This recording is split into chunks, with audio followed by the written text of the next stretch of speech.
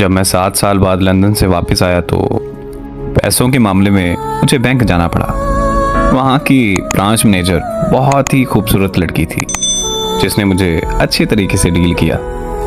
Bank के काम से फ्री होकर जब मैं घर वापस आया तो मुझे उसी ब्रांच मैनेजर लड़की की कॉल आई।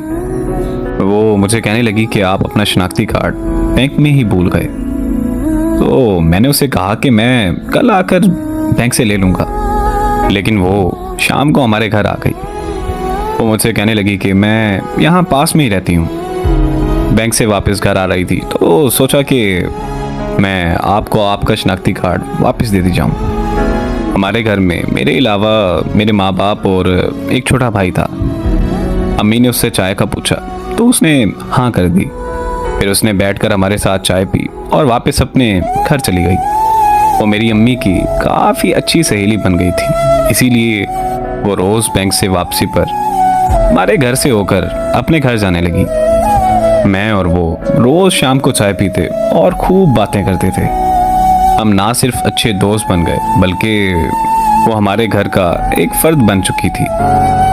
फिर एक दिन उसे पता चला कि मैं लंदन वापस जा रहा हूँ तो वो मेरे कमरे में आकर रोने लगी और ये कहने लगी कि मैं आपसे बहुत ज़्यादा प्यार करती हूँ, मैं आपको देखे बगैर नहीं रह सकती, इसीलिए रोज़ आपके घर आती हूँ, आप प्लीज़ मुझसे इतनी दूर मत जाएं। उसका इजहार मोहब्बत सुनकर मुझे बहुत खुशी हुई क्योंकि मैं भी उससे बहुत ज़्यादा प्यार करता था, मगर इजहार करने से डरता था कि कहीं हमारी दोस्ती भी ख़त्म ना हो जाए।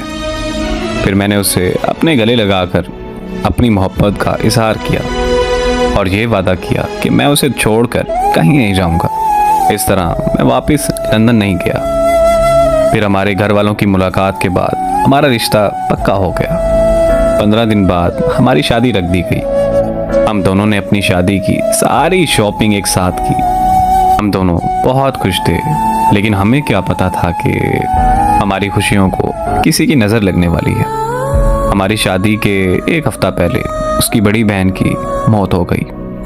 उनके घर में मातम सा छा गया। ऐसे हालात में हमारी शादी मुमकिन नहीं थी, इसीलिए हमारी शादी कुछ महीनों के लिए रोक दी गई। वो बहुत चुप रहने लगी थी, मुझसे बात तक नहीं करती थी।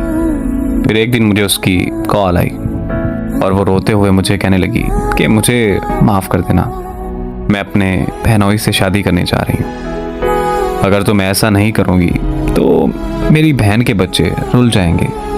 और फिर रोते हुए उसने कॉल बंद कर दी। उसकी शादी वाले दिन मैं लंदन वापस चला गया और अब 3 साल बाद वापस आया हूँ। मैं वापस पाकिस्तान आना नहीं चाहता था, लेकिन अम्मी की ज़िद की वजह से मैं वापस आया। सुना है कि वो अपनी ज़िंदगी में बहुत खुश है। अल्लाह हमेशा उसे खुश ही रखे। मुझे नहीं पता कि उसने जो किया वो बेवफाई थी या वफा, मगर मैं आज भी उसे बेहद मोहब्बत करता हूँ और मैं उससे मोहब्बत अपनी आखिरी सांस तक करता रहूँगा।